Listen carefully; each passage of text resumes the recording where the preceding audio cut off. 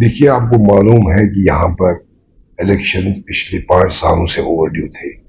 और यहाँ लोग मुसलसल इस बात की मांग कर रहे थे कि यहाँ पर इलेक्शन होने चाहिए। और यहाँ लोगों को ये भी नहीं समझ आ रहा था कि क्या वजूहात थी कि यहाँ पर इलेक्शन नहीं हो रहे हैं।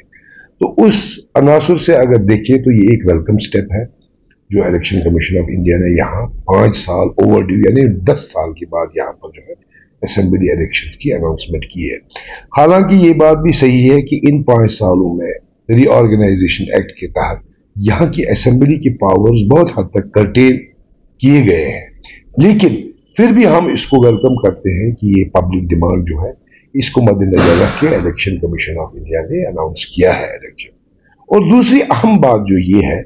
कि इलेक्शन कमीशन ऑफ इंडिया ने सुप्रीम कोर्ट की उस ऑब्जर्वेशन का भी ख्याल रखा जो उन्होंने डेट दिया था, उस डेट के अंदर अंदर उन्होंने इसका काम खत्म करने का जो है प्रोग्राम दे दिया है। और तीसरी सबसे इंपॉर्टेंट बात जो हमें समझनी है कि मुल्क में एक स्ट्रांग अपोजिशन का होना बहुत जरूरी है, क्योंकि पिछले 5 सालों में हमने देखा जब हमारे मुल्क में एक स्ट्रांग अपोजिशन नहीं थी तो हमारा इलेक्शन किस तरह ऑन नो प्रिटेक्स्ट टाला गया। लेकिन चूंकि इस लोकसभा इलेक्शन में एक स्ट्रांग अपोजिशन उभर के आई है और अपोजिशन का काम यही होता है कि वो सरकार के सामने लोगों के सवाल उठाए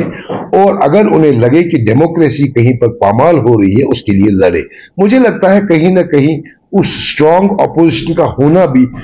उसने भी इस चीज में एक अहम रोल अदा किया है। तो क्या पीडीपी किसी पार्टी के बैलेंस में जाएगी?